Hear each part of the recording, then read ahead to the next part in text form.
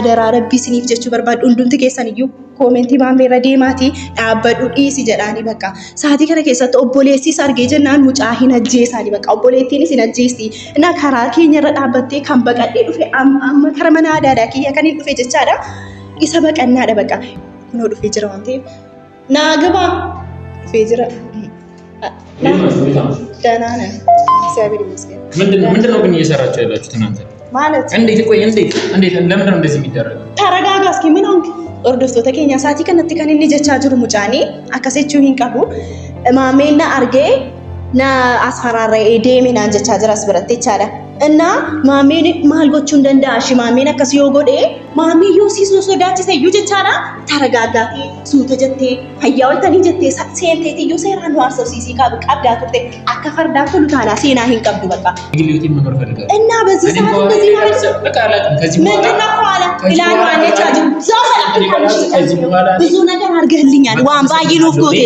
አዳምጠኝ ስለዚህ ማሚ አስፈራራኝ ብለህ ፈርተ መሄድ አለብህ አንተ ማሚና ሶዳቺ ሰዴትዩ በሄደቡ ቀባ እንዴ ማሊያ ደኮ ዲረከናም በየለፋታ ስለዚህ ይብናት እናንተም ሰው አከዲ ሪፖርት ዲረከ ወራ በሬዳ ማሚ አስፈራራኝ ብለህ እሺ እቺ ልጅ ተሳዘነች ጠይቁ ላ ወይኑና ከነቀብና ትሬ ማሚ ሰበበከቴን ኩኑ ሙጫሉ ገቴ ዴሜጅራ ማልጎቹ ቀምነ ቆይ Shakam jirtu hordoftoota keenya bakka jirtan hundumti keessan nagaan isiniif baay'eetu jechaan jira እና akkuma argitan irra jechaadha Arseemaa kara mana akkasii kiyyaa yookaan adaadaa kiyyaa fideetan jira jechaadha kun mul'atan mana fuuldura dhaabbateetan jira kara mana gashuu hin danda'u እና sababni isaas kan inni mana kara mana gashuu tokkoffaa maatiin kiyyaas jiru waan ta'eef እና lammaffaan immoo maatiin ishee siin argu waan ta'eef kara mana adaadaa kiyyaa fideen jira maamiinis immoo mana sana beeka waan ta'eef Alaazaar baqadhu maamiin si barbaadaa jira waan naan jedheefi as safara kana hin beeku waan ta'eef amma kara mana adaadaa kiyyaa fidee dhufee jira waan ta'eef iski gashineetiyyuu wanta baay'ee waliin haasofna jecha wanta baay'ee isiniif hima na adaadaa kiyya ergaa sila qulfii fudhadheen ture wajjin mana isii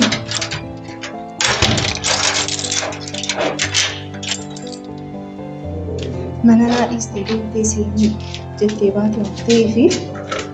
galcheetaan mana keessatti immoo haasofsiisan jechaadha dhuftoota keenya.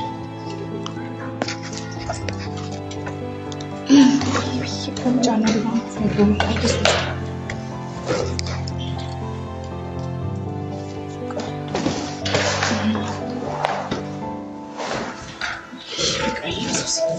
Naa dhuftoota keenya akkuma argitan kunoo mana gashee jira mana adaadaa kiyyaa fidee Arseemaa as bira teessisiitiyyuu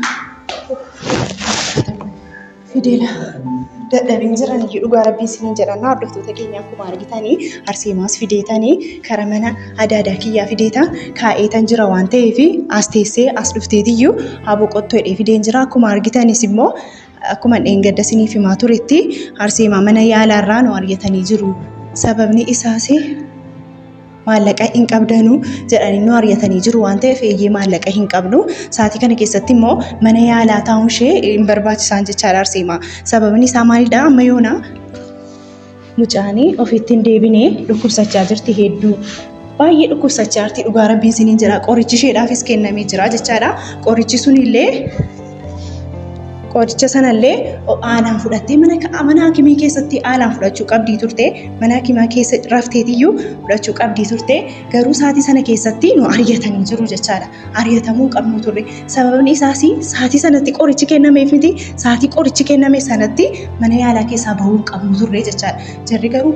mun jedhanii nu ari'atanii amma immoo mana galchuu hin danda'u mana maatii ishees geessuu hin danda'u haatiif abbaa ishee hin beekan akka isheen akkas taate sababni isaas haatiin dhukkubsatti kana dhageessee jennaan obboleettiinis wanta tokkollee hin beektu jechaadha kanaaf iyyuu maal godheerra gara mana adaadaa kiyyaa fidee kunoo as kaa'een jira jechaadha እና Alaazaaris immoo si barbaada baay'ee si barbaada waan si asoofsiisuun qaba baay'ee si barbaada waan naan jedhe iski karaa mana yaalaas deemee gaafatee ture waan baay'ee kadhateenii ture karaa mana yaalaatti mucaan kun sa'aatii kana keessatti deebitee akkamamuu qabdii turte yaaliin barbaachisaanii dooktariinis hin barbaachisaa sa'aatii kana keessatti sababni isaas jechaadha qoricha isheen fudhattee cimaadha waan ta'eef mucayyoon kun amma haasa'uu hin dandeessu. Harka diriirsuu, miila diriirsuu hin dandeessu. Haasa'uullee hin dandeessu. Baay'ee dhukkubsachaa jirti. Dhukkubni itti deebi'uu danda'a. Dhukkubni sunis deebi'ee itti deebi'uu danda'a. Baay'ee ammallee gaafa harka akkasirra kaanu baay'ee guddi mucaan jechaadha. Sa'aatii kana keessatti maaltu barbaachisaanii mana yaalaa keessa galchinee tiyyuu dooktarri sirriitti ilaaluu qaba ture jechaadha. Kanaafiyyuu deemee Alaazaaris gaafatee ture, innaa kadhatee ture, innaa kanaan dura wanti maallaqa nurra jiraa ture, maallaqa gummaasha isaa kaffallee ture,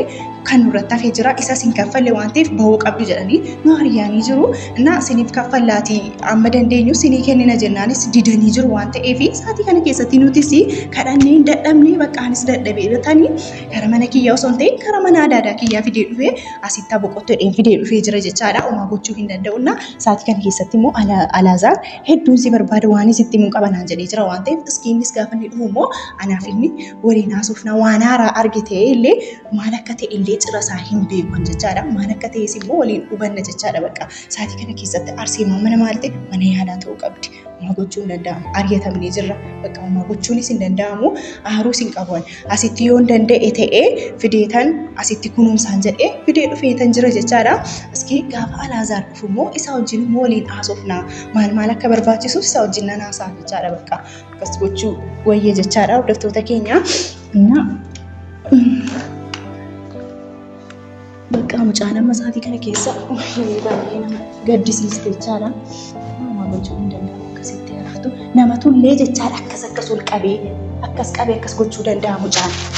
Arseemaan akkas taatee namni yaadee hin beeku jechaadha. Jaalalli kun akkas nama godhe jechaadha. Sababa maammeetiin akkas taatu maammeenis gadda jechaadha. Karaa irratti hedduu nu cinqee ture, hedduu nu rakkisee ture, darbuullee hin dandeenye jechaadha. Sa'aatii sanatti akkas gochuu hin qabu ture. Garuu gochuu darbinee dhufneetiyyuu galleennaan inni karaa irra dhaabbatee jira. Akka hin gallee mana teenya mucaanis cinqamtee aduu keessatti akkas gubattee inni garuu sa'aatii sanatti akkas gochuu hin qabu ture. Isarraa hin eegamu ture jechaadha. Homaa gochuu hin dandeenyu. Waa tokko kan hunda kan nutti fide Rabbi waan ta'eef Rabbiin galateeffannee wanta hundumaa dabarsuu qabna jechaadha hordoftoota keenya. Amma Alaazaar dhufuttis immoo wanti hedduudha kan isiniif himu. Wanta hedduu keessa kiyya keessa jira jechaadha. Bakka waan keessa kiyya nyaachaa jiru hedduu jira jechaadha. Amma kan na gaddisiisaa jiru maal dhabeettu obboleettiin wanta tokko Arseemaanii ariyatamuu keenya kan isheen beektu an hospitaala Arseemaa bira kan jirudha kan isheen beektu. Garuu Arseemaan immoo ariyatamuu ishee namni tokkollee hin dhageenye jechaadha. Obboleettiin immoo akkuma beektan dhiiga bu'aa turte jechaadha. Ishees baay'ee dhukkubaa jira. Har'a immoo kan akkam jedheetan itti himuu danda'an. Bakka obboleettiinis wanta tokko dhaga'anii hin jiran. Kan jarri beekan maammee immoo ajjeesuudhaaf jechaadha barbaadaa jira. Obboleessis jechuun obboleettiinis hin dhiisu jechaa jirti. Bakka wanta baay'ee haasaa jirti. Ani hin dhiisu jechaa jirti jechaadha. Inni immoo ciruma isaa kana itti maallee hin dhaga'u. Dhaqeen Arseemaa cina dhaabbadha. Arseemaa bira dhaqa jedheetiyyuu yaa'ii baay'ee keessa seenaa jechaadha. Amma sa'aatii kana keessatti wanta akkasii miti kan barbaachisu bakka waan nama aarsudha kan bakka miira keessa galee tan amma suuratti haasaa siniif iyyaa haasaa jira jechaadha. Hordoftoota keenya sa'aatii kana keessatti kan barbaachisu jechaadha. Arseemaadhaaf du'aa gochuu qofadha kan barbaachisu. Sinis bakka jirtanutti dheengadda sila anuma viidiyoo irra dhufu eeguu hundumaa du'aa nuu godhaa. Rabbi jedhaati isin jedha. Ammas du'aa nuuf godhaa. Bakka Arseemaan akka isheen ofitti deebitee akka durii ishee kolfitee akka durii ishee taphattuuf hundumti keessan iyyee du'aa nuuf godhaa. Kanuma qofan siniif jechuu barbaada hordoftoota keenya. Arseemaan akka durii isheetti deebiteetiyyuu waan kanaan duras nutti himanii turanii. Akka isheen ofitti deebituuf kunuunsaa jedhanii turanii garuu dooktaroonni nu ari'atanii jiru. Akkamiin kunuunsu ija banachuu isheellee koo nama gammachiisaa bara. Qoricha sana fudhatte sanatiyyuu ija ishee akka isheen banattitu immoo irra caalaa immoo sa'aatii kana keessatti mana yaalaa keessa teessee mana yaalaa keessa rafteetiyyuu kunuunsamtee baay'ee namatti tola gaarii ture. Jarri garuu nu ari'atanii jiru sa'aatii kana keessatti. Immoo anis immoo deebisee dawwalee obboleetti hin himne amma yoonaas itti himuu hin dandeenye. Yoon itti himee wanta biraa dhufa wanta biraa keessa seenuu dandeenya waan taaneef sa'aatii kana keessatti wanta tokko obboleettiittis ta'ee obboleessattis ta'ee nama tokkotti hin himne. Haatiif abbaan cirumaayyuu akkas ta'uu ishee hin beekanu jechaadha. Namni tokko hin beeku obboleettii beektee turte mana seentee deemtee jirti isheen. Garuu amma sa'aatii kana keessatti isheen wanta tokkollee hin beektu. Immoo ani wanta siniif himuu barbaadu sa'aatii kana keessatti adaraa Rabbii siniif jechuu barbaadu hundumti keessaniyyuu koomentii maammeerra deemaatii dhaabbadhu dhiisi jedhaanii bakka sa'aatii kana keessatti obboleessis argee jennaan mucaa hin ajjeesaanii bakka obboleettiinis hin ajjeesti. Karaa keenyarra dhaabbattee kan baqadhee dhufe amma kara mana adaadaa kiyya kan hin dhufe jechaadha. isa baqannaadha baqa yoo nuyi mana fuunee deemne mana keenya beeka waan ta'eef achi dhufuu danda'a kanaaf jedhee tana nama dhokadhee biyyarraa fagaadhee dhokadhee dhufeetaniyyuu as kara mana adaadaa keessa mana duwwaa keessa mana adaadaa kiyyaa keessa dhufeetaniyyuu mucayyoo wajjin waliin jira jechaadha saatii kana mucayyoo mana duwwaa miti kan barbaachisu arseemaa mana duwwaa miti kan barbaachisu saatii kana keessa iddoo kunuunsamtu iddoo qodaan guutee jiru iddoo namni guutee jirudha kan barbaachisu garuu maamee sababa maameetiif maaliin godhee mucayyoo fideetan seetan safara baqaan beekamu safara beekamne keessa dhufeetan al tokko qofan adaadaa kiyya bira dhufeen safara beekamne keessa dhufeetan kunoo as kaa'ee jira mucaa na saatii kana keessa arseemaa waan akkasii miti kan barbaachisu yoo danda'e ta'ee mucayyoo irraa osoo fagaate anaan baay'ee natti tola baqa saatii kana keessatti haa fagaatu xiqqoo ishee mucaan ofitti deddeebitu xiqqoo ishee nuti si mucaa kunuunsuu qabna akka isheen ofitti deebitu akka harki ishee miilli ishee fayyuutiif akka isheen haasoo qofallee dandeessituuf rabbi jedhi maamee viidiyoo kanan argita taanaan mucayyoo irraa xiqqoo ishee fagaadhu qofan siin jechuu danda'an umaa gochuu hin danda'u saatii kana keessatti kanuma qofan siin jechuu danda'a naannoo naarsiin siin jedha rabbi jedhiiti indee naa kuma argitanis amma yoonaatti immoo Alaazaar jedhamu mucaa Alaazaar jedhamu sana rabbi jedha hundumti keessan nuuf galateeffadhaan siniin jedha sababni isaas arseemaanii hanga isheen gaafa maraattee turtes isatu kunuunsaa ture ammas immoo gaafa isheen hospitaala deemtes isatu duuka ture jechaadha innaa wanta baay'ee kan gochaa ture isadha waan ta'eef isa rabbeedhaatiin naaf galateeffadhaan siniin jedha kanuma qofan siniin jechuu barbaada jechaadha hordoftoota keenya ammas immoo Alaazaar immoo eegaan jira waan ta'eef kunoo dhufee jira waan ta'eef ናግባ ፌጅራ ደህና ነን እግዚአብሔር ይመስገን ምንድነው ግን እየሰራችሁ ያላችሁት እናንተ ማለት እንዴት ቆይ እንዴት ለምን ነው እንደዚህ የሚደረገው ተረጋጋ እስኪ ምን ሆንክ ልጅቷ ላይ ደግሞ ሙጫረኔ ጊኒ ማይነ እኔ እንደዚህ ነው ያረፈው ፈርደ ጎላቴ ሙጫን ሰዓት ሞጂጂራም ያርጊታኒ ምቴ ለምን ነው ጂጂራም አዴ ማይ ማልታቴ እንዴት በኋላ ሄዳችሁ እንዲያስፈራራ ታርጉታላችሁ ማን ነው እሱ የሚያስፈራራ ይሄን እንኳን ሲያስፈራራው ማሚያ ምንድነው የሚለው አይ እንደዚህ ነው ያርኩት እናቱ ለዛ ከናም ነበር ባዴ ከና ለዛ ነው ነይ ፈልግሻለሁ ብለህ እንትን ያልከኝ እኔ ስንት እና እሺ ታዲያ ማጀት ተማጭ እኔ ላይ እንደዚህ ቢል ነው እስከሚወጣ ድረስ ተገቢ ነው እኔ እንደዚህ ነው ያርኩት ለሷ እና ስለዚህ ምን መሆን ነው ምን ይየውንክ ነው ማልጎች አጀርታማ እዩ ቀዳቴ ነው ማለት ራስ ምን ማለት ያ አርጌ ፈዶ ሜ እዩ ቀብዱ ሳቲ ከነ ከሰቲ ሙጫራቲን ይኒ አርሴ ማራቲ ያርታ እንደ ሙጫኔ ከነ ጫለ ማለ ጎቱ ዱጋ ረቢን ሲኒ እንጀራ ምንድነው እንደዚህ የሚያስጨው አለሙት ይግደለኝ እሱ አንተም እኮ አሁን ተረጋግተ እኮ ምንም ያረጋጋ ነገር እኮ የለውም አሁን እንዴት አሁን በቃ ምንድነው እኮ አስረዳኝ በስርዓት ሴራነት ማለት ምንድነው ጠራኝ ሄድኩኝ እሱ ጋር አገ ሰላም ነው ብዬ ላዋራ ሄድኩኝ እሺ እንዴት እኔ ላይ እንዴት ቢሏጣው እኔ ምንድነው ለሷ እሱ لا أردوتو كينيا كان نيجا تاجرو أنيكو وانت هارا أجيتيو وانت واي hospitala سريتي مود إندجنا أجيلو فيتيو بقى كان نجمع داجر إني قالوا أصبرتي كان نيجا تاجرو ما مين ناس أردوتو كينيا ساتي كان نتكلم نيجا تاجرو مجاني أكاسيت شو هينكابو ما مين أرجع نا أسفر الرئيدي من نيجا تاجر أصبرتي تارا إننا ما مين ما هالقطشون دنداش ما مين أكاسيو قد إيه يوني رفي من دنيا رجعون بس رات نجارين الناس كي من دنو مجبي لبنت ሄድኩኝ እኔ ሄድኩኝ አናገርኩት ምንድነው ለምንድነው እኔ የምትከለክለኝ ምናምን አለ ከዚህ በፊት የተፈጠሩት ነገሮች እንደሆነ እናውቃቸዋለን አይደል ምን ሲያደርግ ነበር በሆስፒታል ውስጥ ሲበተበተ ነበር ጀስት እኔ አሁን ይዘን ሰዓት ሲያስፈራራ ወይ ምናምን ፈርቼው አይደለም ዝም ያልኩት ወይ ያ ረቢ ነደጌ ፈዳላን ማቶ ኩቦቹ እንደንደው ሰዓት ከነ ከሰቲ ሙጫን ከንጀ ቻጅሩ ማሜና ዋሜትዩ ሲንበርባደ ጀዴና ዋሜትዩ አቺ አልቤን አፉዴትዩ አስፈራራ ሙጫን ከነ ሰዓት ከነ ከሰቲ ግሞ አካስ ጎቹ ሂን ቀቡቱር ኢራኔ ገሞቱር ማሜራ ሰዓት ከነ ከሰቲ ሙጫኒ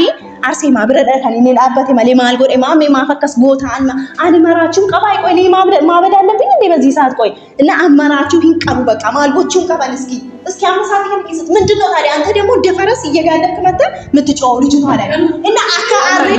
እንዴ አካፈርዳ ቆጣላ እንዴ መረከ ሰው ይልብኝ እኔ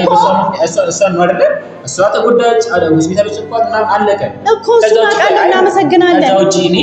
እሱ የሚያስፈራራበት ምክንያት ምንድነው ላላ ዶፋሲ ሞሊ ገዲ ዳላቃ ማጅራበር እንዴ ማሚኒ ነሶሶዳቺ ሳጅራ ጀቻጅራ ስብረት ማሚ ዮሲ ሶሶዳቺ ሰዩ ጀቻራ ተረጋጋቲ ሱተጀቴ ፈያውልተኒ ጀቴ ሴንቴቲ ዩሴራ ነው አርሶሲሲ ቀብዳቱቴ አከፈርዳ ኩሉታላ ሴና ሂን ቀብዱ በቃ በዚህ ሰዓት እየዘለልክ አይደለም መምጣት ያለብህ ቀስ ብለህ መተናገር ነው እንደዚህ የምታው Oolu taadhaa mana namaa keessa seenuu hin qabdu turte jechaadha. Taragaagaa akkaan adii sa'aatii kana keessatti ani haaruu hin qabdu jechaadha si gala miti. Maal qabatin adda jimmaatish ነው ምን እንደዚህ ማይኒ namni አደው ጅጅራማ ማይ እና ታዲያ እንደዚህ ነው በዚህ ነው የምትቀጥለው ቀስ ብለህ ማስረዳት የለብህም እሺ ማሚ ያስፈራራከ እና ምን ማድረግ ነው ያለብኝ አልቦቹን ቀበ ማሚ ሲሱ ሶዳት እሺ ምንድነው ምንም እኮ የምታረጉት እናንተ ማን በቃ ገብታ ወጣች ምናምን አለቀ እሺ እዚህ እኔ ከእናንተ ከዚህ በኋላ ከእናንተ ጋር መገናኝበት እንትን የለም argitan miti nama jechuun akkasi nu gargaare amma yoonaatti durii kaasee hanga yoonaatti mucaafu nu gargaare nu cina dhaabbate wanta baay'ee nuuf ta'a jira arsiimaadhaafis wanta baay'ee ta'ee jira gaafa isheen beeta kiristaanii ramaraatti turtes saatii sana keessatti wanta baay'ee nuuf ta'ee as ga'e as biratti immoo amma maameen na sodaachisee jedheetiyyuu mucayyoo kana mucaa isheen kan nu gargaaraa jirtu amma yoonaatti nu gargaaraa jiru isadhaa ture amma garuu maameen na sodaachisa jedheetiyyuu dhufeetiyyuu maal godhee akkas akka fardiyyuu akka isaatti deemu mana namaa keessa utaalee galeetiyyuu iyyee jecha አሁን አንቺ ምን ይሆን ነው እንዴ ከዚህ በላይ ምን በቃ አዩ እኮ ምንድነው ተረጋጋ አሁን አታናግረኝ እሺ ስማኝ ምድራ ምሰማ አታናግረኝ ካምባላ አሁን ሆስፒታል ወጣለች እና በእነዚህ ሁኔታ ያለለዚህ ነው ሳቲ ከሰጥ ከዚህ በላይ ምን በቃ እኔ እኮ የራሴ ህይወት የግል ህይወት አለኝ አይደል የግል ህይወት መኖር ፈልጋለሁ እና በዚህ ሰዓት እንደዚህ ማለት በቃ አላውቅም ከዚህ በኋላ ምንድነው ኋላ ኢላን ማነች አጅብ ከዚህ በኋላ ብዙ ነገር አድርገህልኛል ዋን ባይኖፍ ጎቴ አዳምጠኝ ስለዚህ ማሚ ያስፈራራኝ ብለህ ፈርተህ መሄድ አለብህ አንተ ማሚ እና ሶዳቲ ሰዴትዩ በሄደሙ ቀባ እንዴና ለህይወት ማሊ አደኮ ዲረከናም በየለፋረታ ስለዚህ እናቴ እናንተም ሳይ አከ ዲሪኮ ጋር ዲረከራ በሬዳ ማሚ ያስፈራራኝ ብለህ እና ምን ትሄደው እሺ እቺ ልጅ ታሳዝነው ጨዩ ላማዩና ከነቀምና ትሬ ማሚ ሰበበከቲ ኩኑ ሙጫሉ ጋር ሄደ ሜጅራ ማልጎቹ ቀምነ ቆይ አረባክ ረቤዲ ፎቱ ዴቢ ላና ሚፈቆ ሌሉ ብራ እንጅሩ